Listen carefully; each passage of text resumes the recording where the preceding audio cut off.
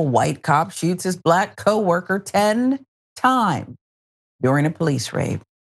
Give you the background. Clarence Belton was the only black cop participating in a drug raid of a black man's house in North Carolina when he was shot more than 10 times by the Charlotte-Mecklenburg police officer, Heather Loveridge, white cop who confused him for the suspect.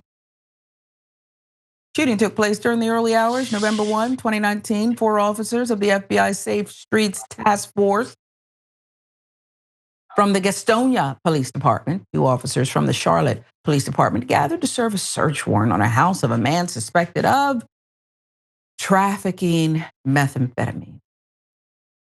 So they went with a purpose, and then somebody got shot. Let's show you the black man suspected of drug trafficking. His name, Larry McConaughey. Court records state he'd served 15 years in prison for murder.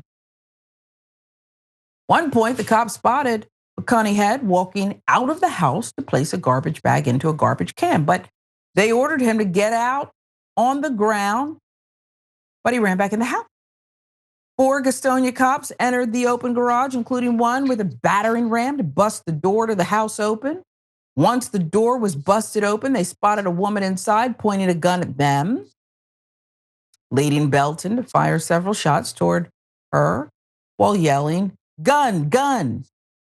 Belton simultaneously began to retreat, but was accidentally struck on the arm by a fellow officer.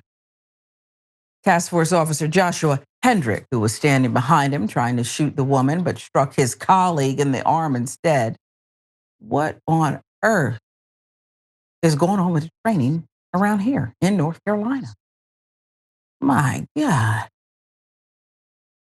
Let me get back and find my place in this Barney Fife story.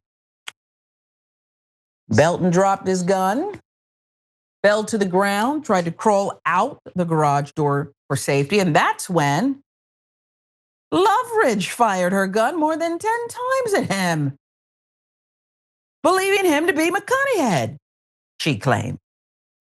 They're both black men. Me look vastly different, but okay. Someone yelled, "He's a cop."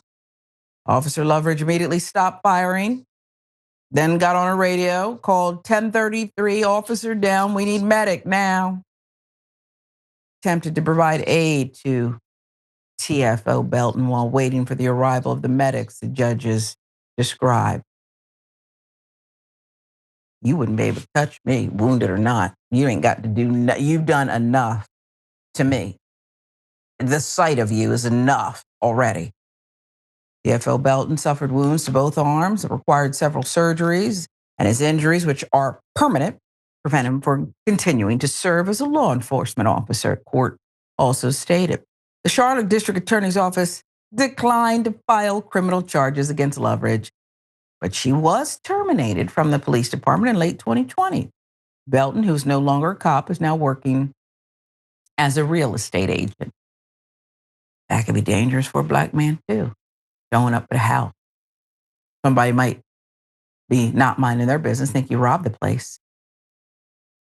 Belton, who worked for the Gastonia Police Department and was part of the FBI task force, survived the 2019 shooting, filed a lawsuit against the cop who shot him, Officer Heather Loveridge.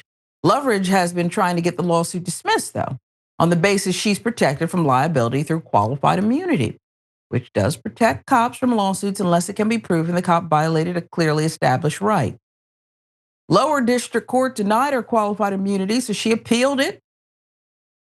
Appellate Court last year vacated the lower court's decision, ordering the court to conduct a more thorough review as to whether Loveridge deserves qualified immunity. Let's go to the U.S. Court of Appeals, 4th District. Also ordered the release of video from the incident, which the lower court had denied. October. Unsealed video obtained by the Charlotte Observer and released. Today, more than 6 years after the shooting that left Belton with permanent injuries, the case is still pending. Lower court follows the directions of the appellate court to make its determination. The decision as to whether she receives qualified immunity could be made any day now. So it's a toss up. It's a crapshoot, if you will, what they'll decide. We don't know, Senator, and we'll find out, like we said, any day now. But there are some things we do know. This was bona fide buffoonery. I'm just telling you what they said. Standing behind, first they got him in the arm.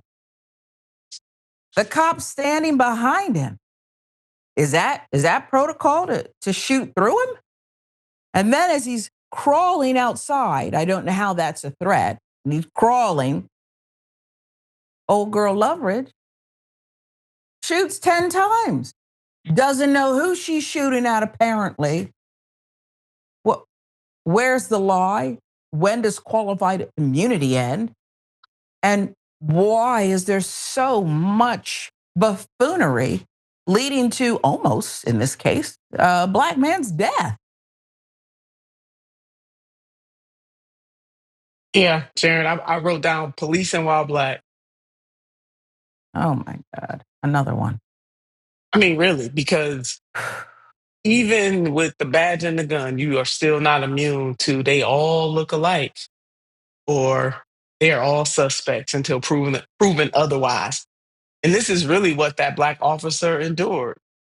Number one, that him and the real suspect looks alike because they're black.